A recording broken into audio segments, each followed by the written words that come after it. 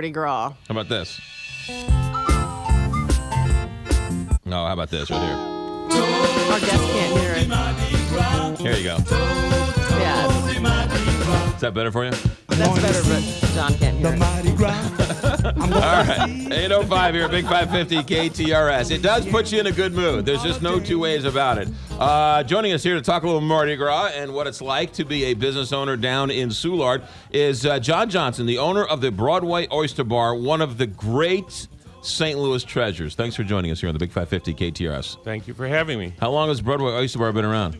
About 35 years now. Have you owned it the whole time? No. I've owned it for about 18. I am the longest tenured owner, but I've had it for 18. But it's been there about 35 years. It's an institution, isn't it? It is. Yeah. It is. And that's the way I feel about it. I've always felt from day one that I'm kind of a caretaker down there. Yeah. And I want to kind of basically preserve the same feel with making a few changes here and there. Yeah. It's on Broadway, and what's the side street there?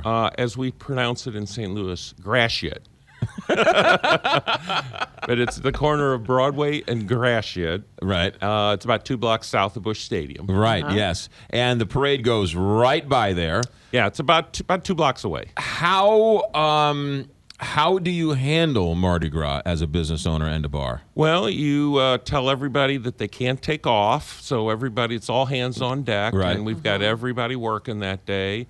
Some people work in doubles, and it's just a lot of preparation and a lot of work. Yeah. Are you open like all weekend? Oh, well, we're going to be closed on Sunday. Where normally would be open the day after Mardi Gras, except we always close on Super Bowl Sunday because everybody's home and everybody's going to other people's houses. Right. And so Super Bowl Sunday's been kind of slow for us. So we're all hands on deck on Saturday, closed and resting on Sunday. Okay, let's talk about the food options at Broadway Oyster Bar for tomorrow. Food options. Our whole regular menu will be available, from the alligator sausage cheesecake and the char-grilled oysters for appetizers to jambalaya, gumbo, crab legs. And you've got it set up so you can just sort of pop in, get it, and move out, right? You've got it set up sort of an assembly line, in a Right, sense. yeah. Basically what we've got is we've got our new edition open this year. This will be our first Mardi Gras with our new edition. We added about 70 seats.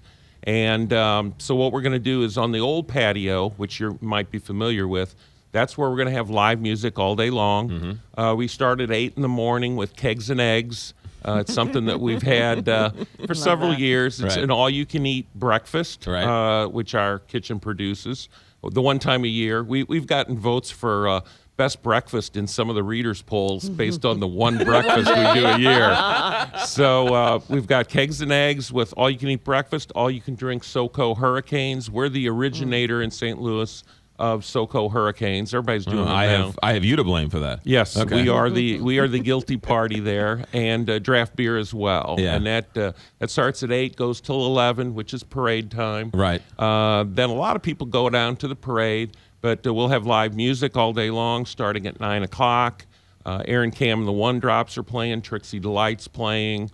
Thunder Biscuit Orchestra in the morning. There are a lot of great places to go in Soulard, but Broadway Oyster Bar really kind of embraces that New Orleans Mardi Gras theme all year long, too, right? I mean, that's kind of what we're based on. Yeah. I mean, we're a New Orleans style establishment. Yeah. That's why it looks the way it does. Right. That's why the interior is. We try to do as much New Orleans. So you actually try and do that? That doesn't happen naturally? It actually kind of did.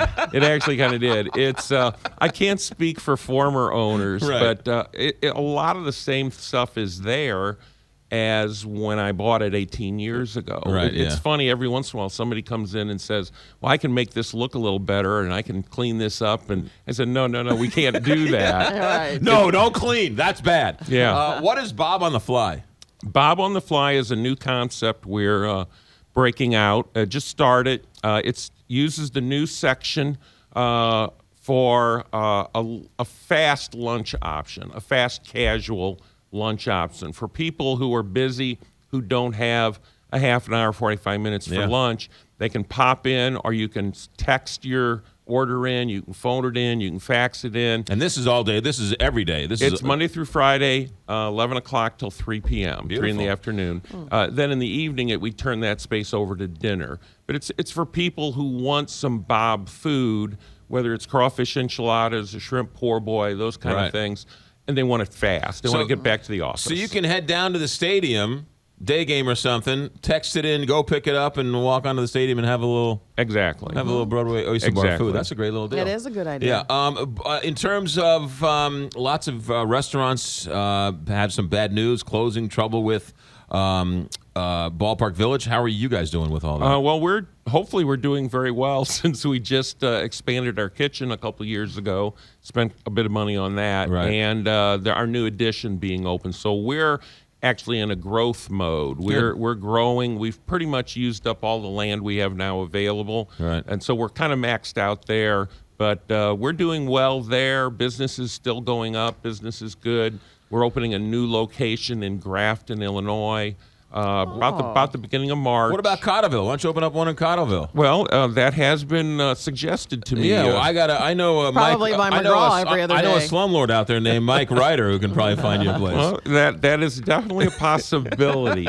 The reason we're in Grafton though. It's the old Big Kahuna. It's right on the river. It's floating, and so it'll never flood. But the reason I went that direction rather than Cottleville is my chef Brad Hagan, who's my partner up at Grafton location.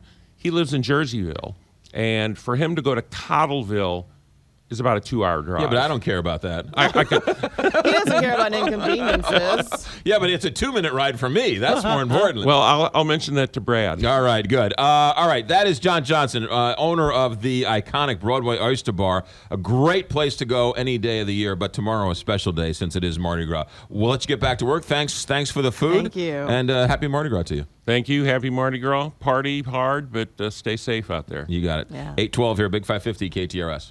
Kelly. Let me.